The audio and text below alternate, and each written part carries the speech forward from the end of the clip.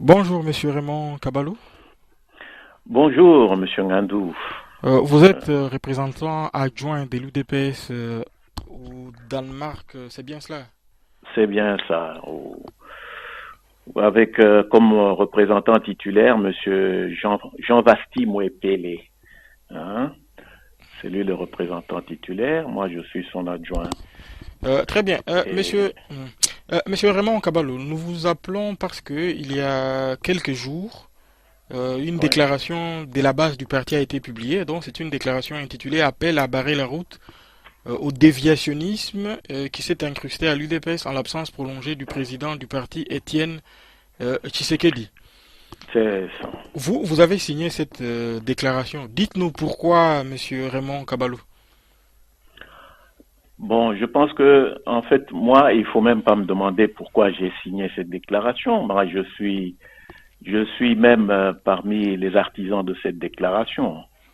Hein. Euh, Puisque je suis en train de suivre l'évolution de notre parti depuis bien longtemps et nous avons vu que dernièrement, il y a une crise terrible qui commençait à se créer avec la maladie du président et le président devenait totalement absent. Oui. Alors, cette absence prolongée du président a fait que, bon, au sein du parti, il a commencé à y avoir des remous. Des remous, ça veut dire que d'abord, nous apprenons la suspension du directeur de cabinet Moleka. Et cette suspension, nous nous attendions à ce que le président fasse une suspension en bonne et due forme. Non, c'était une suspension tout à fait verbale. Et en ce moment-là, on apprendra que c'est la famille qui a chassé Moleka, tout simplement. Et on a nommé quelqu'un d'autre. C'était qui le nommait? Je ne sais pas qui. En tout cas, il n'y a pas eu une décision du président, Euh, conformément à nos statuts. Monsieur Raymond, je vous propose que nous allions étape par étape, hein. Tout d'abord par C'est rapport ça. à cette déclaration qui a été publiée, il y a un certain nombre de griefs hein, qui sont reprochés bon, à monsieur Bruno Mavungo, secrétaire général de l'UDPS, et également à monsieur Félix Tshisekedi, secrétaire national aux relations aux extérieurs. Je vais en relever deux seulement, les deux premiers. On parle d'usurpation Ouais. des prérogatives des autres départements et trahison et non-respect du mot d'ordre du parti. Pouvez-vous nous expliciter un peu, bon, il y en a neuf au total, hein, Oui. pourquoi usurpation des prérogatives des autres départements? Bah, usurpation, parce que quand vous regardez, Félix Tshisekedi est devenu l'homme à tout faire. C'est-à-dire, on le voit, il est à l'extérieur, à l'intérieur, et à l'intérieur, il, euh, il est en train d'effacer pratiquement les secrétaires, même les secrétaires généraux adjoints, qui sont normalement hiérarchiquement au-dessus de lui. Il est en train de les effacer, il prend leur place. Il y a eu des négociations. Vous avez vu que Mavungu et lui se sont permis d'aller en négociation. Pourtant, il y avait des secrétaires généraux adjoints. Mavungu, nous aurions bien voulu qu'il aille avec les autres secrétaires généraux. Mais non, on a pris Félix. Et ça, c'est au pays. Félix, pourtant, est secrétaire national aux relations extérieures. Donc, si c'était à l'extérieur, nous aurions compris. Mais Donc, monsieur, nous nous sommes dit qu'il y a eu usurpation des prérogatives des autres départements. Raymond Caballо, est-ce que ce n'est pas pour des raisons de visibilité, peut-être des raisons politiques, hein, lorsqu'on dit les noms Félix Tshisekedi, ça a un impact un peu plus fort. Est-ce que vous ne pouvez pas comprendre cela dans cet angle-là? Non, écoutez, c'est ça encore, d'ailleurs, qui peut choquer les esprits, parce que nous sommes dans un parti démocratique, nous sommes dans un parti politique, et on ne peut pas comprendre que, parce que il s'appelle Tshisekedi, donc par conséquent, quand son père n'est pas là, c'est un autre Tshisekedi. Non. D'ailleurs, les gens comprendraient bien que Tshisekedi n'étant pas là, qu'il y ait quelqu'un d'autre, un autre nom. Les gens comprendraient parfaitement bien. On va pas, en ce moment-là, on dira, ah, c'est normal.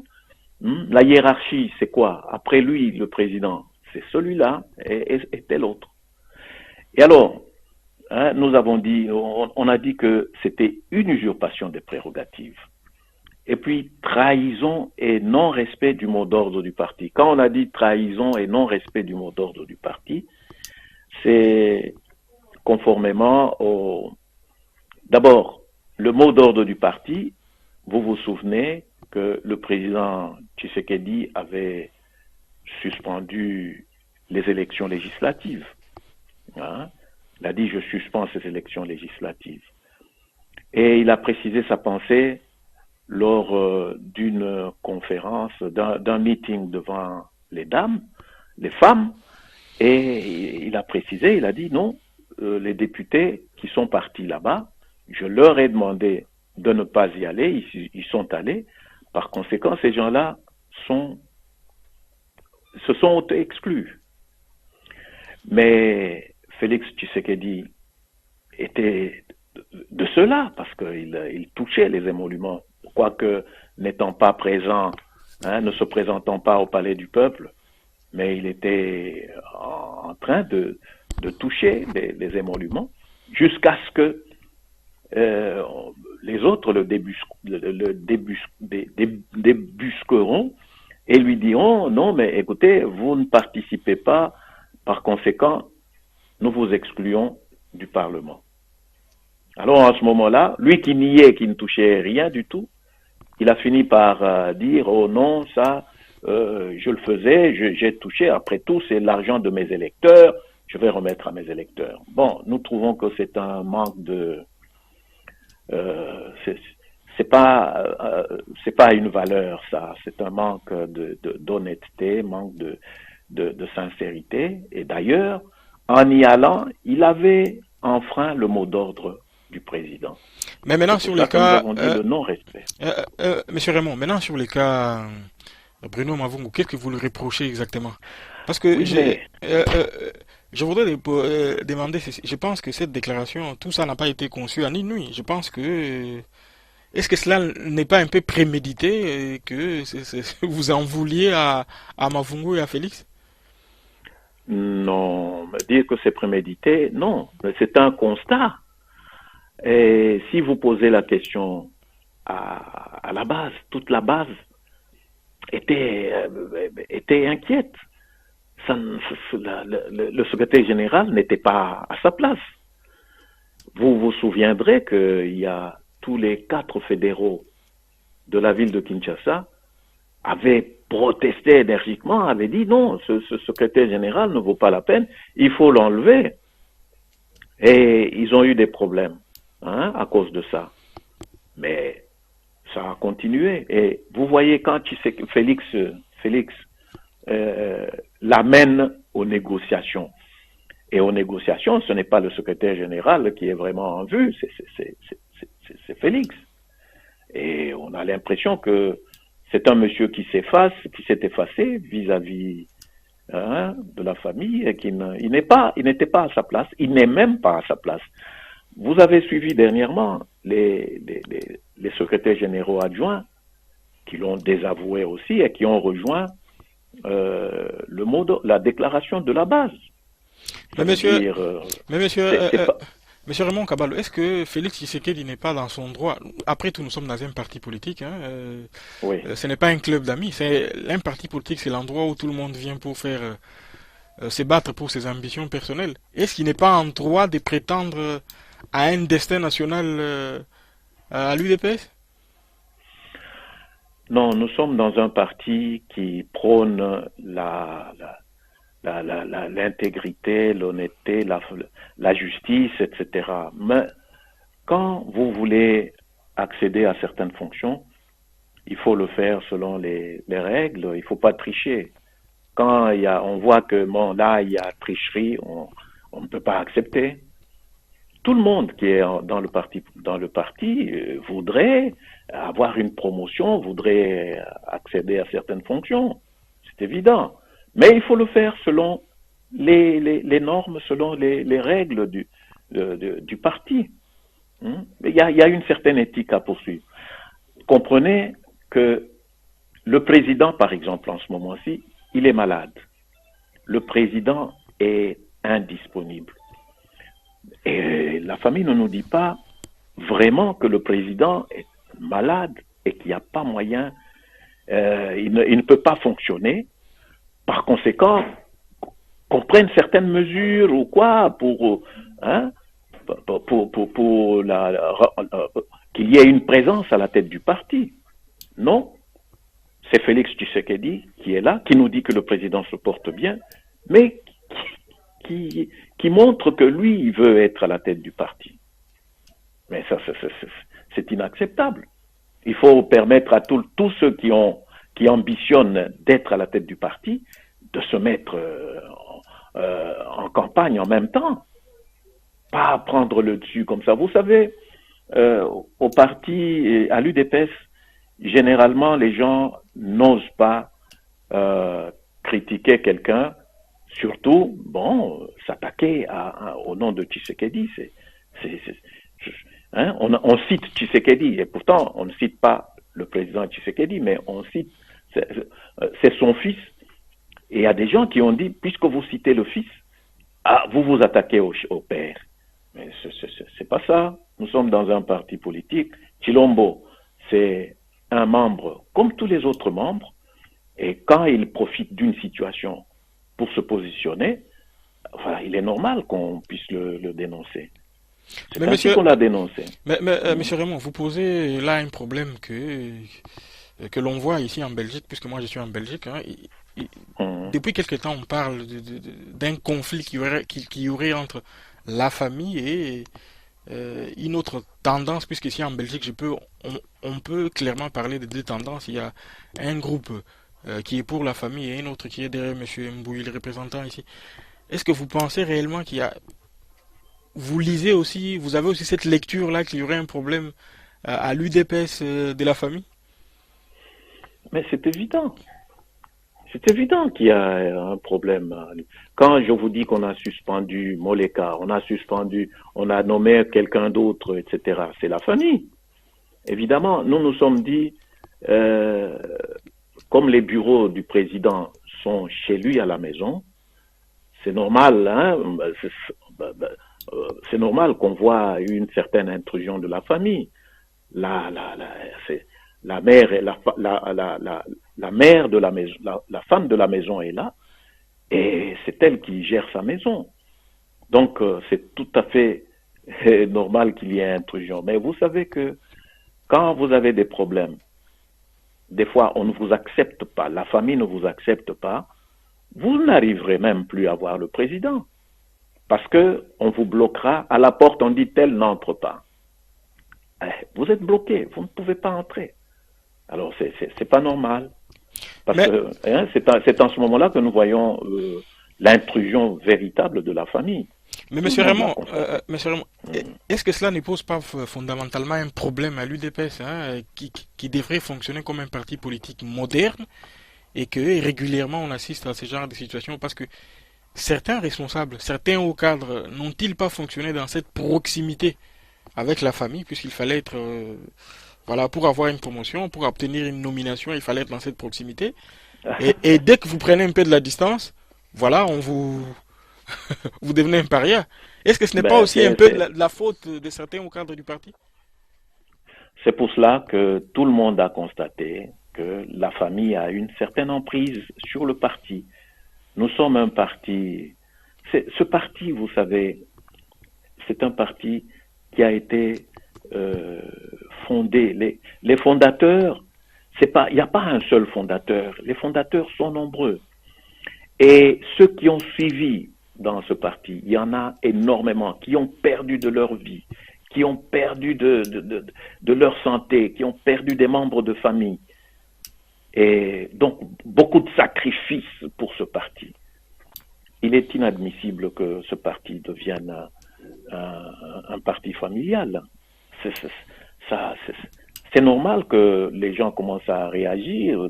En fin de compte, vous savez, des choses comme ça, on finit toujours par se, se, se rebeller, réagir, même un peu violemment. Nous, on n'a pas réagi violemment, on a réagi en fonction des statuts, en fonction de l'éthique qui doit guider, que doit observer tout membre du parti. Hein, et nous nous sommes dit, non, non, non, non, non, écoutez, il y a beaucoup de dérives, il faudrait sensibiliser les gens, qu'on arrête, ça. Et effectivement, c'est pour ça que euh, nous nous sommes, nous avons initié cette affaire euh, Euh, euh, pour qu'on euh, arrête tout ça. Monsieur Raymond, vous êtes représentant adjoint en Norvège, c'est bien cela? Oui, oui. Euh, Au vo- Danemark. oui, au Danemark plutôt, excusez-moi. Est-ce que votre représentant titulaire, il a signé aussi cette déclaration de la Mais base? bien sûr, il était là pour l'instant, c'est parce il est souffrant. Oui. Hein, il est souffrant, alors il s'est retiré, mais il est là. D'ailleurs, pour nous, on avait même préconisé, vous vous souviendrez que du temps de Belchika, quand il y a eu cette crise, le président était malade encore une fois, et il y a eu le problème Belchika. C'est ici au Danemark où on s'est réuni avec les représentants de l'extérieur et où on a dénoncé les dérives qui se faisaient avec le COC, parce que le COC, qui était une commission technique pour organiser le congrès, cette commission technique s'est permis de devenir, de balayer du revers de la main le secrétariat national. Donc, le secrétaire général était balayé, c'était le coq qui commençait à diriger le parti. Alors, on a dénoncé ça ici au Danemark. Vous savez qu'en ce moment-là, quand les Belchika étaient dans cette affaire-là, Félix Chilombo était aussi avec eux. Hein. Mais quand nous avons dénoncé ça à partir d'ici, il a vite fait de revenir, d'abandonner les autres. Malheureusement, les autres ont continué jusqu'à organiser leur congrès et c'est devenu ce que c'est devenu. Mais il faut dire que c'est à partir d'ici, du Danemark, et cette fois-ci, nous avons voulu faire la même chose. Parce que c'est exactement le même scénario.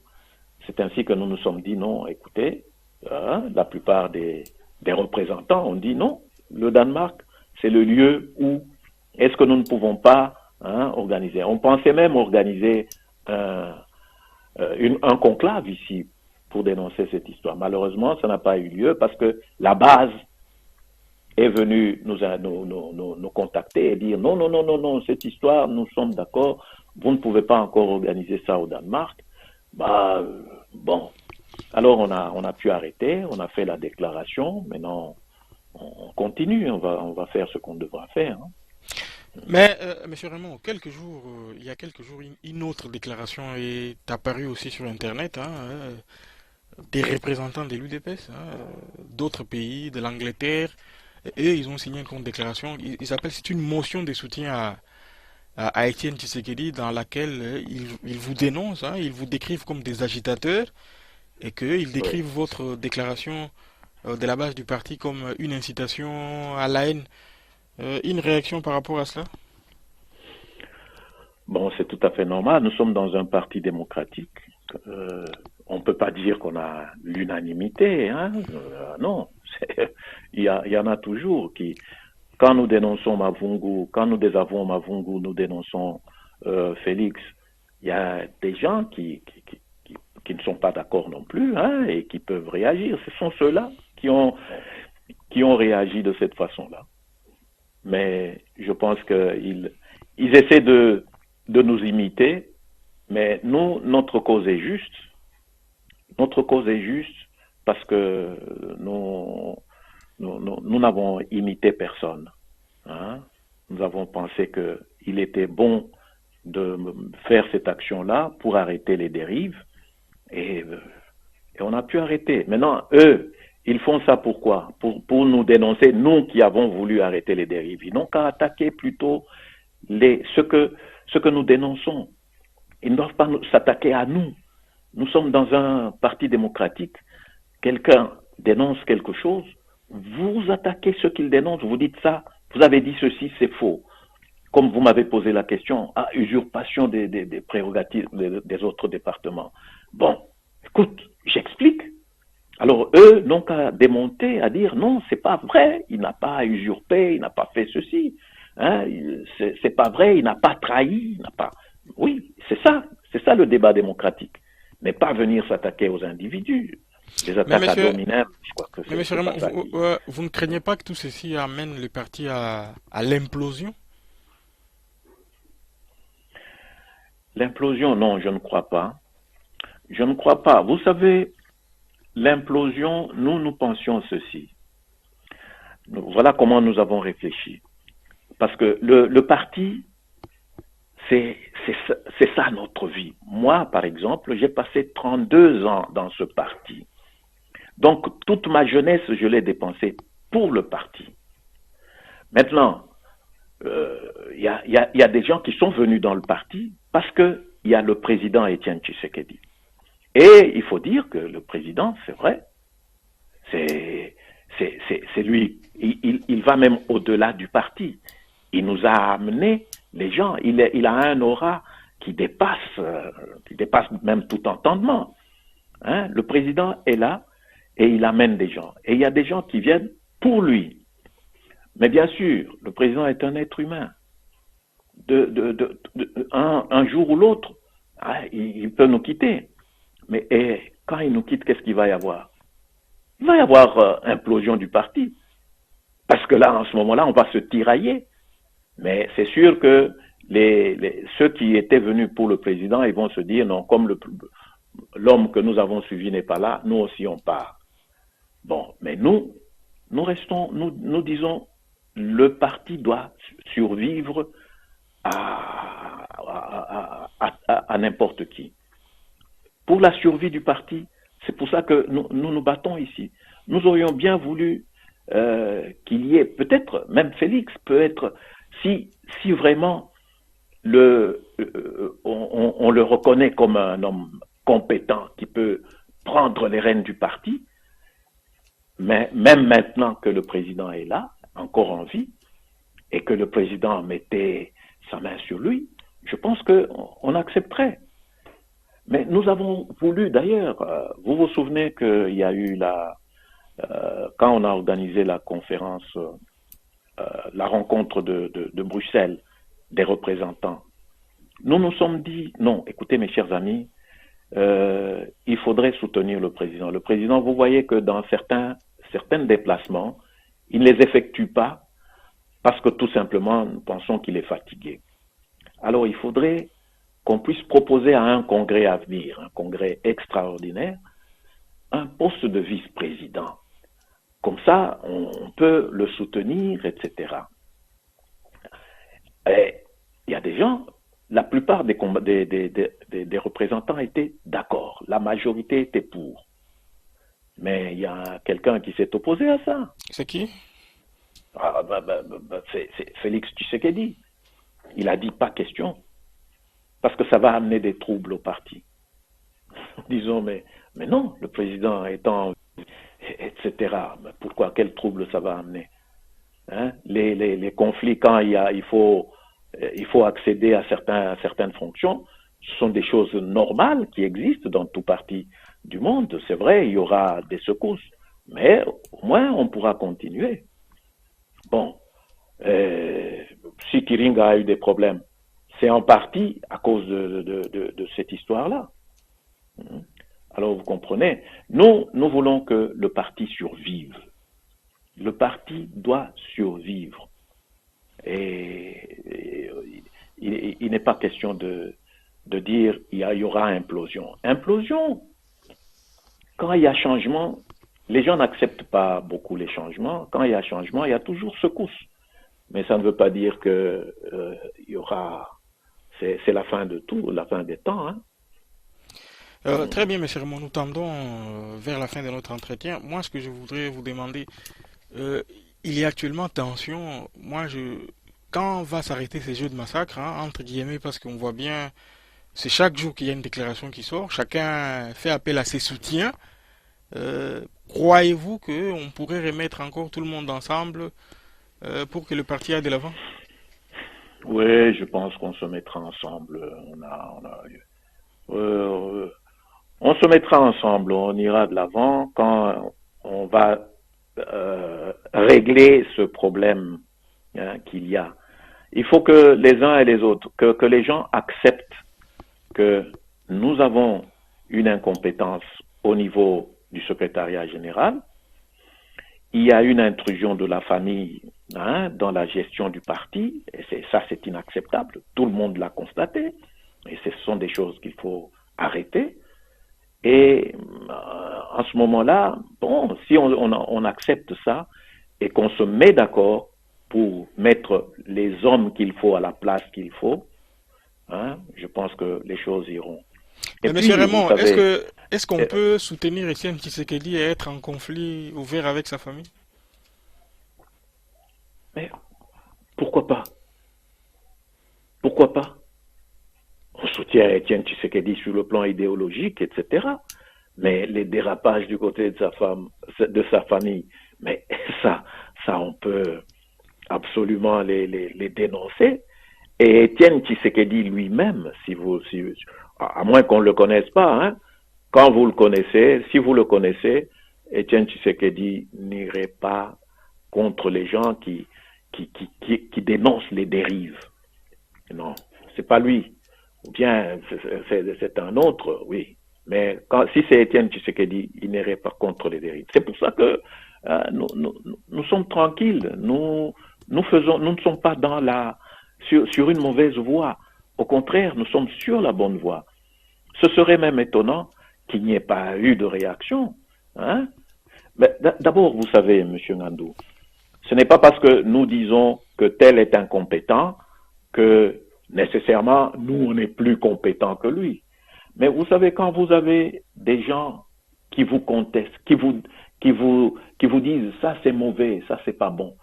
Le pouvoir démocratique, c'est pour ça qu'il a besoin d'une certaine opposition qui le guide, qui le conduit, etc. Hein? C'est ça qui perfectionne un petit peu le pouvoir. S'il n'y a pas ça, s'il n'y a que des oui, oui, bah, en ce moment-là, bon, c'est fini, c'est la dérive dictatoriale, c'est foutu, le pouvoir ne s'améliorera pas. Hein? Non. Notre pays est ce qu'il est parce qu'il y a eu ça. Le pouvoir qui est là, on ne peut pas le dénoncer, etc. Bon, Mobutu, on l'a dénoncé bien après. Hein? Très bien, monsieur Raymond. C'est votre mot de la fin. Êtes-vous optimiste quant aux prochains jours par rapport à cette situation? Non, mais c'est ce que je viens de vous dire. Moi, moi, je suis très, très optimiste. Je sais que nous n'avons tué personne, on n'a insulté personne. Tout ce qu'on est en train de faire, c'est parce qu'on se bat pour que vive notre parti, hein, sous la conduite d'Étienne Tshisekedi. Malheureusement, pour l'instant, il est indisponible, il ne peut pas diriger le parti. Bon, nous devons nous mettre d'accord pour voir comment, hein, le parti doit fonctionner. On ne peut pas rester avec un parti sans direction politique, sans leadership. Hein, c'est pas bien. Mais qu'on nous dise si le président est vraiment, vraiment indisponible, c'est ça que la famille ne veut pas nous dire. Bon, on ne va pas l'attaquer pour ça. C'est quand même, hein, leurs membres de famille. Nous ne pouvons pas, hein, c'est pas notre affaire. Mais comme c'est notre président aussi, ils auraient pu quand même nous dire, non, écoutez, notre membre de famille qui est votre président, il y a tel problème, tel problème. En ce moment-là, c'est clair. Mais quand on reste dans la confusion comme ça, on nous dit le président est bien portant et il va sortir bientôt. C'était au mois de septembre. Octobre est passé. Maintenant, c'est novembre qui va passer bientôt, sur le mois de décembre. C'est inquiétant. Et on ne peut pas accepter, à moins d'être vraiment des gens qui ne réfléchissent pas, alors on va laisser pourrir la situation. Mais nous voulons bien redresser la situation. Et je suis optimiste, je pense que tout le monde comprendra et on se mettra ensemble pour pouvoir conduire notre parti parce qu'il y a des échéances incroyables qui nous attendent. Nous devons absolument trouver une solution à ça. Très bien, merci beaucoup, monsieur Raymond Kabalou Kadima, hein. Vous êtes représentant adjoint de l'UDPS en Norvège, c'est bien cela? Non, au Danemark. Au Danemark, oh, excusez-moi, je confonds toujours. C'est La difficile. Scandinavie, Hein? la Scandinavie. Ouais, on ne connaît pas beaucoup le Danemark, pourtant c'est le pays des gens qui sont les plus heureux du monde. Hein? Vous n'avez pas vu ça? Ah, ok. Très bien. En tout cas, merci beaucoup à vous pour cet entretien. Ok, je vous remercie. C'est moi qui vous remercie, M. Ngandou. Ok, merci beaucoup. Au revoir. Au revoir. Ouais. Bonjour, Monsieur Léonard Mpouy. Bonjour, Monsieur Etienne. Monsieur Léonard Mpouy, vous êtes représentant de l'UDPS en Norvège, c'est bien cela? Je suis le représentant honoraire en Norvège, oui. Monsieur Léonard Mpouy, il y a quelques jours, l'UDPS, un certain nombre de représentants de l'UDPS à l'extérieur ont publié une déclaration qui s'est intitulée Déclaration de la base du parti et intitulée Appel à barrer la route au déviationnisme qui s'est incrusté à l'UDPS en l'absence prolongée du président du parti, Étienne Tshisekedi. Vous-même, vous avez signé cette déclaration. Dites-nous pourquoi vous l'avez signée, monsieur Léonard Mpouy. Oui, la déclaration, c'est une déclaration de la base. Je l'ai signée puisque nous avons constaté une certaine anomalie au sein de l'UDPS depuis une certaine période, marquée par l'absence du président, une absence causée par sa maladie. Et que nous avons essayé de corriger ce genre de choses, mais nous constaterons en principe qu'il n'y avait pas une correction. Nous avons demandé enfin que le président, c'est le président du parti, en même temps le président élu de la République démocratique du Congo, et nous avons les cadres du parti et que ces cadres puissent avoir l'accès au président pour savoir comment son état de santé. Bon, nous constaterons en principe que la famille a géré cette situation, ce qui est vraiment normal, mais il fallait en principe pouvoir faire intervenir également certains cadres du parti. Bon, mais au fait, nous n'avons pas remarqué que tout autour du président, il y a certains cadres du parti qui ont l'accès aux informations. Bon. Monsieur Lelampo, je vous propose qu'on aille étape par étape. Hein. On va d'abord parler de cette déclaration dans laquelle vous désavouez le secrétaire général du parti, Monsieur Bruno Mavungu, et le secrétaire national aux relations extérieures, Monsieur Félix Tshisekedi. Et parmi les griefs énumérés, je vois ici usurpation des prérogatives des autres départements et trahison et non-respect du mot d'ordre du parti. Bon, il y en a au total 9, je ne vais pas tout énumérer. Pouvez-vous nous dire un mot par rapport à tous ces griefs que vous avez contre ces deux personnes? Oui, effectivement, tout est parti de là. Hein. C'est pour cela que je voudrais vous donner tout simplement l'historique. Et c'est ce qui a essayé d'éveiller quand même notre esprit. Bon, bref, pour répondre à la question que vous venez de poser tout de suite, ce qui concerne l'usurpation. L'usurpation, nous l'avons constaté. Monsieur Félix, c'est le secrétaire national aux relations extérieures. Je dis secrétaire national au moment où, avant, bien sûr, qu'on puisse signer la déclaration. Alors, il commence à suspendre le représentant de l'UDPS au Canada, Monsieur Kiringa. Il le suspend. Nous n'avons pas compris comment il a eu la signature et l'autorité de pouvoir suspendre un représentant nommé par le président du parti. Et deuxièmement, il nomme le représentant adjoint de l'UDPS aux États-Unis pour une mission pour laquelle il est déjà nommé. savez que le vice-représentant, il joue le rôle du parti à l'extérieur, toutes les questions relatives aux activités du parti.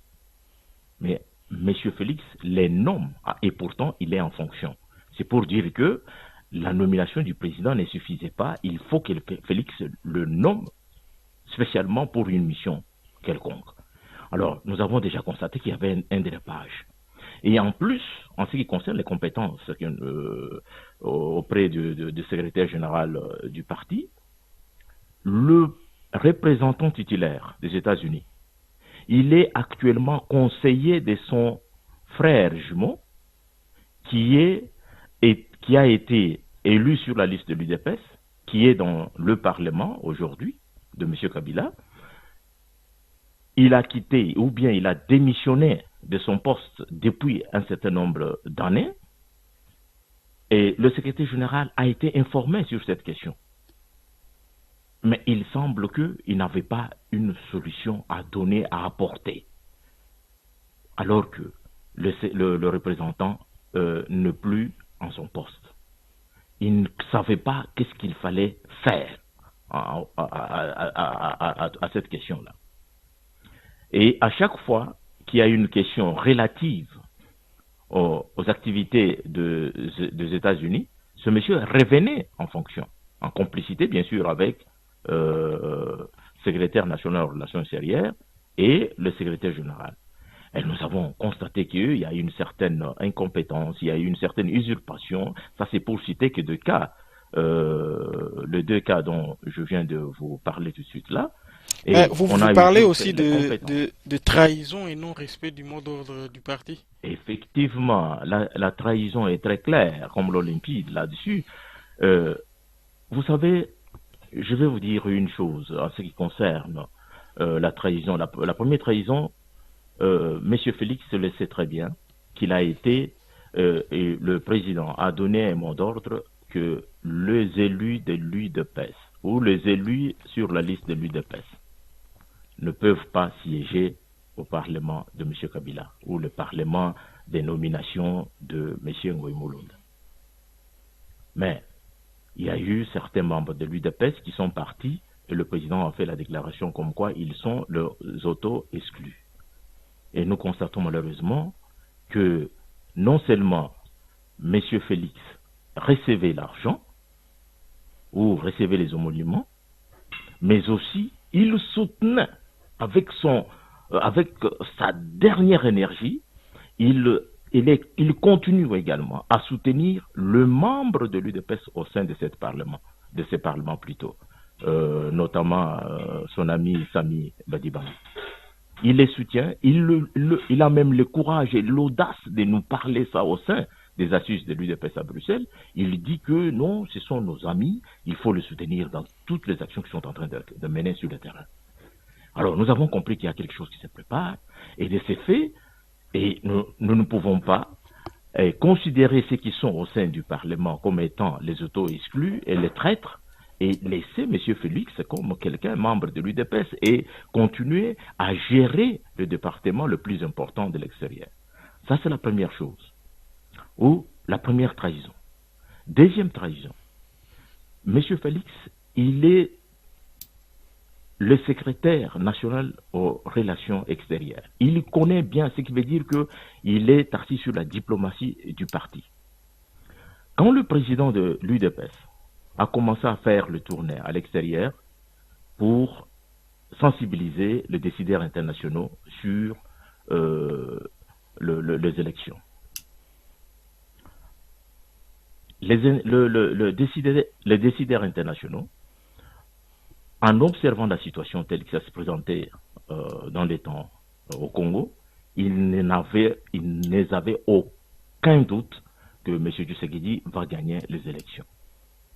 Et maintenant, ils l'ont dit clairement, que vous êtes tellement très fort et vous avez la popularité très énorme, et de ces faits, nous allons vous demander d'avoir un pouvoir équilibré.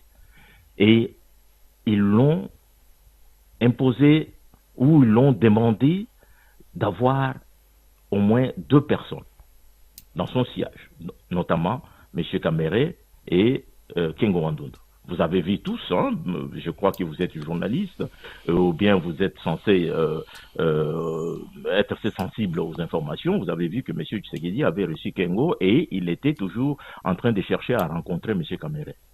Kamere lui a donné le rendez-vous à Bruxelles pour qu'il puisse se rencontrer à Bruxelles. Kamere ne s'est jamais pointé au rendez-vous. Il a essayé de trouver des excuses. Il a dit non, nous allons nous rencontrer au Canada.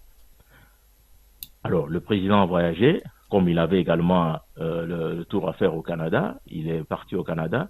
Et au Canada, M. Kamere a fait la même chose. Il a trouvé également les excuses. Il a dit non, mais j'ai entendu, j'ai suivi que vous allez partir à Washington. M. Kamere est parti à Washington. Le président, quand il arrive, il apprendra que M. Kamere est parti à Kinshasa. Et à Kinshasa, on ne l'a pas entendu. Et il a commencé, il est entré directement dans la danse en faisant la campagne. Avec toutes ces subtilités politiques en disant, voilà, nous allons faire la politique d'encerclement et tout ça. Et c'est de purs mensonges. Tout ce que M. Kamere a eu à faire contre le président, qui est le père à M. Félix Tshisekedi. Et il faut également souligner que c'est Félix qui est censé connaître tout ça plus que les autres, même puisqu'il est dans le département des affaires étrangères, il a suivi tout ce qui s'est passé et il doit connaître également l'essence de tout ça. Alors, l'autre groupe, d'après nos sources le plus rapprochées, l'autre groupe des décideurs internationaux ont trouvé les excuses pour essayer à dire à M. Kamere, comme d'autres groupes étaient contre, bien sûr, contre M. Tshisekedi, pour qu'il ne puisse pas passer aux élections, et qui ne pouvaient pas peut-être servir leurs intérêts ou peut-être pour d'autres intérêts politiques ou économiques. Alors, M. Kamere a servi de prétexte à ces gens-là pour qu'ils disent que si M. Tshisekedi n'a pas pu passer, c'est à cause que l'opposition est partie divisée. C'était une politique, bien sûr,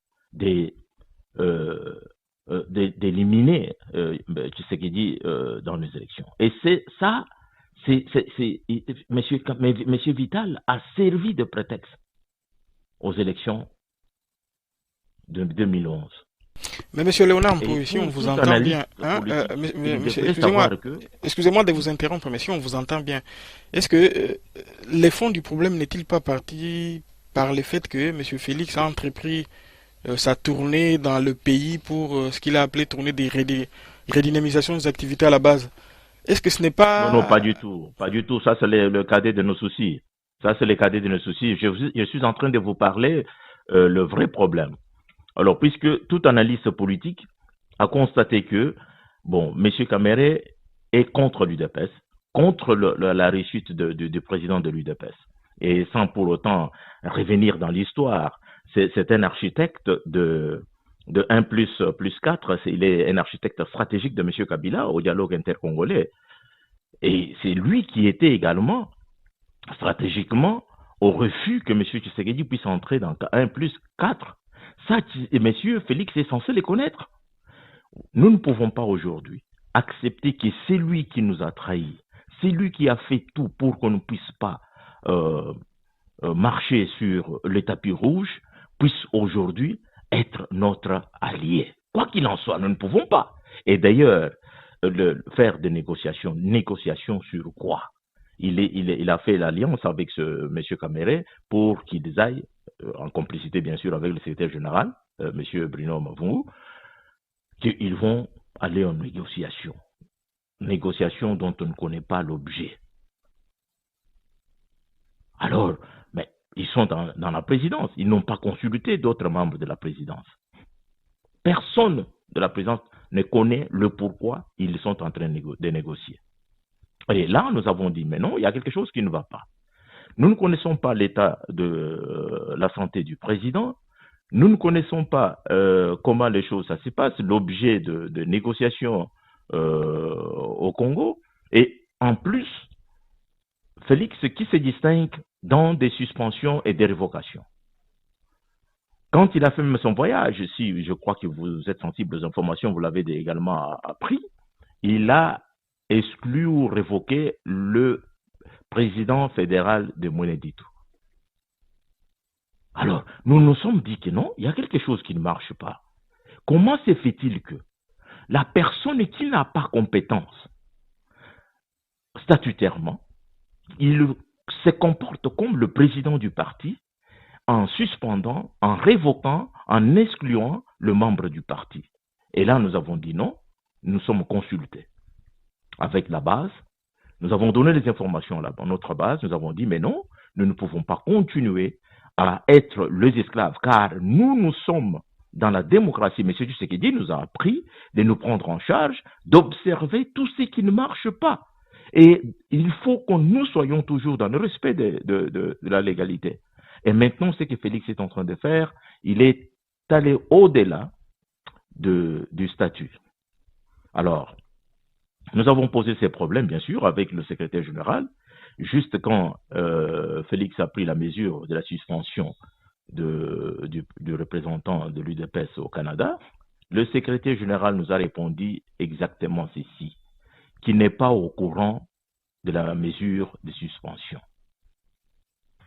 Mais nous avons été surpris de voir qu'il a demandé à M. Félix de pouvoir déposer le dossier auprès d'une commission de discipline. Et nous avons dit que cette commission de discipline, c'était une commission ad hoc que le président avait demandé pour un cas spécial et qui ne pouvait pas continuer à exercer comme une commission permanente. Nous ne reconnaissons pas cette commission de discipline.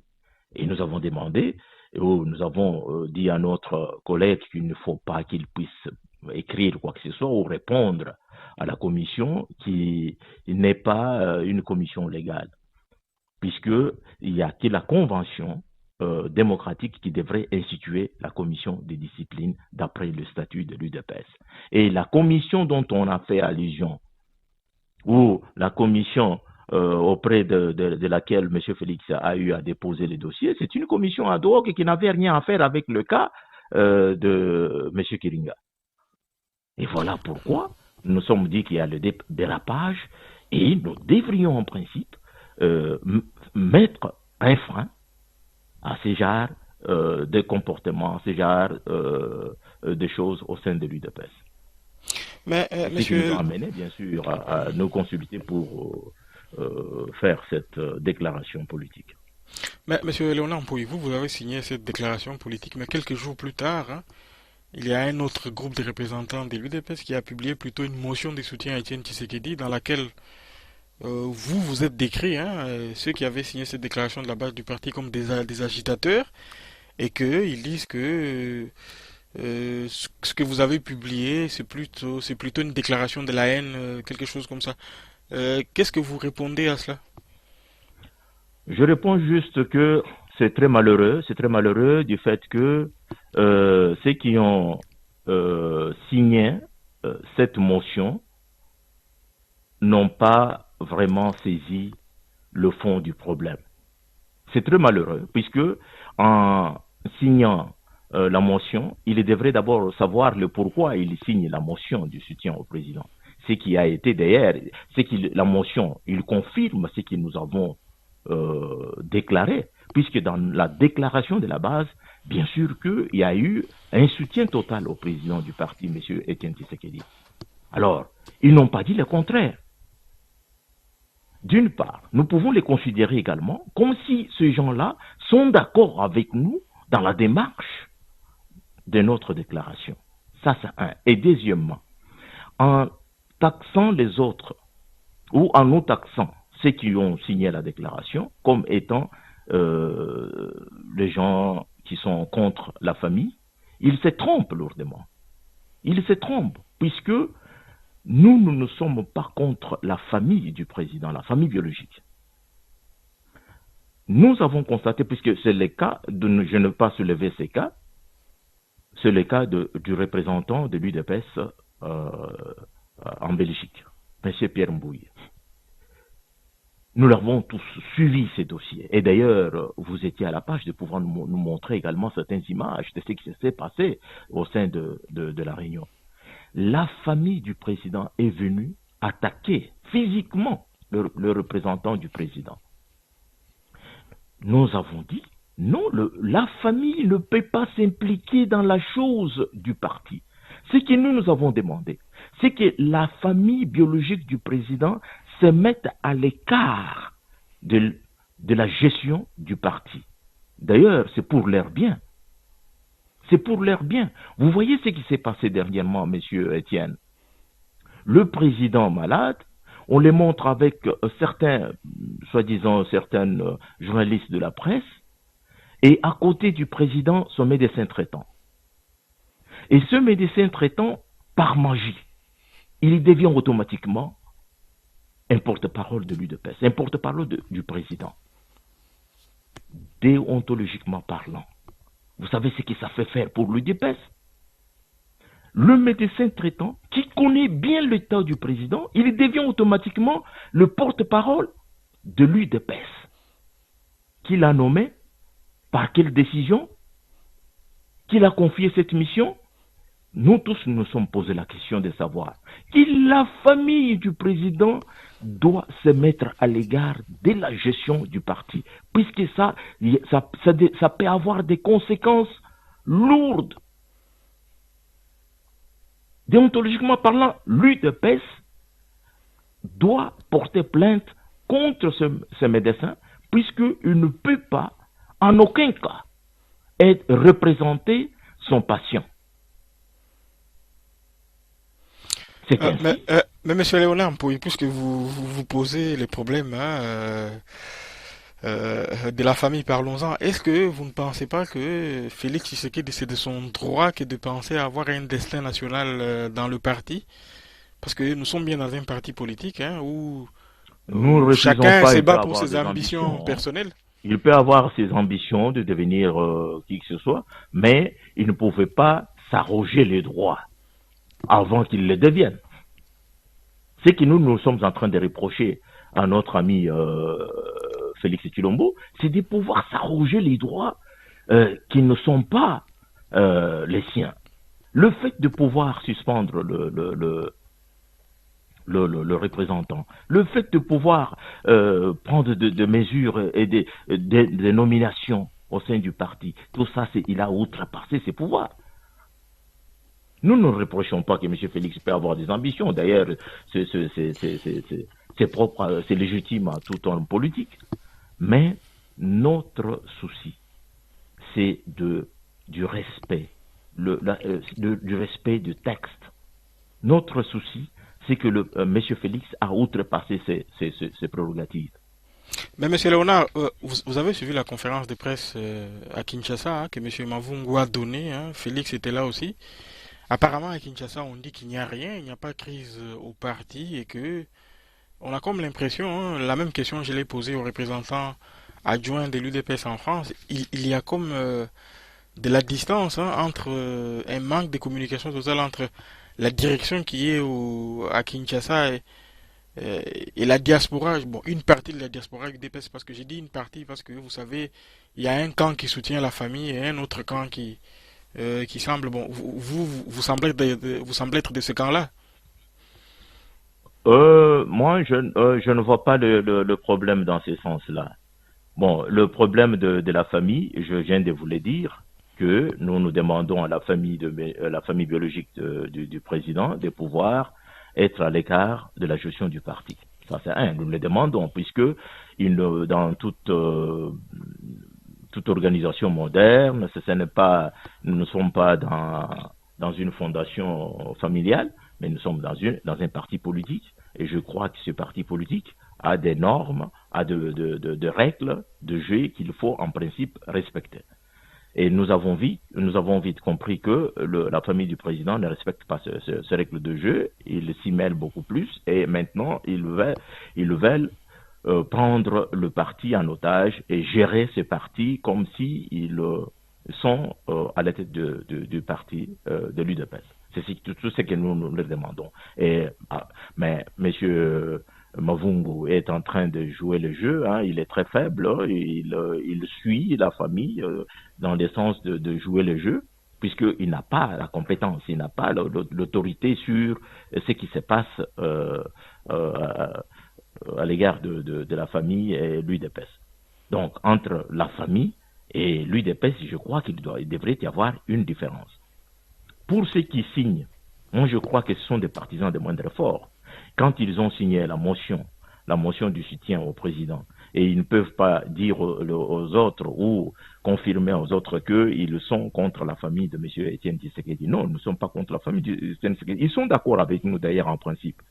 Tous ces gens-là, ils sont d'accord avec nous. Ils savent très bien que la famille s'était impliquée dans l'affaire du parti. Ils le savent, tous le savent. Mais il y a les gens qui n'ont pas l'audace et le courage de parler vrai. Tous ces gens-là le savent. Moi, je peux citer certains que j'ai vu leur signature. J'ai causé avec eux en ce qui concerne la suspension de M. Kiringa. Ils m'ont fait des déclarations que Félix a outrepassé ce pouvoir. Et ce qu'il a fait, c'est illégal. Moi, je peux citer leur nom. Bon, mais j'ai vu leur signature. Soit c'est peut-être puisqu'ils se considèrent comme étant membres de famille, soit puisqu'ils se considèrent amis à Félix, soit, bon, ils ont leurs raisons. Mais quand on suit la vérité, quand on suit le règle de jeu, nous sommes convaincus que nous sommes du bon côté, puisque nous demandons à la famille biologique du président de se mettre à l'égard de la gestion du parti, et nous insisterons, d'ailleurs, je crois que vous êtes déjà informés, tous les secrétaires généraux adjoints, ils ont également déclaré qu'ils ne peuvent pas travailler avec M. Mavungu à cause de son incompétence. Après, en suivant également la déclaration de la base du 12 novembre. Mais monsieur Léonard, je voudrais vous poser quelle issue voyez-vous à cette situation? On a comme l'impression que si cela continue, le parti va vers l'implosion. Oh non, je ne vois pas que le parti va s'exploser. Bien sûr que le parti sera toujours uni. Et nous allons proposer, bien sûr, une porte d'ici, c'est-à-dire aussi longtemps que le président il est malade, le parti ne fonctionne pas, hein, depuis que le président est malade. Bon, le parti était géré dans une confusion totale. Et nous demanderons pour le moment qu'il y ait d'abord les conclaves qui va décider une direction collégiale de transition pour en attendant que le président se rétablisse pour aller au Congrès. Moi, je crois que le parti ne peut pas exploser à cause de tout ce que nous sommes en train de faire actuellement. Hein. Ce que nous demandons pour le moment, c'est le respect des textes, c'est la légalité. Hein. Nous sommes dans la légalité de pouvoir revendiquer que le parti doit gérer normalement, conformément au statut. Monsieur Léonard, pour un mot de la fin, puisque nous tendons à la fin de cet échange, êtes-vous optimiste quant à l'avenir du parti? Parce que lorsqu'on écoute les commentaires qu'on entend de l'extérieur, des non-membres du parti se disent voilà, le parti ne survivra pas à Etienne Tshisekedi.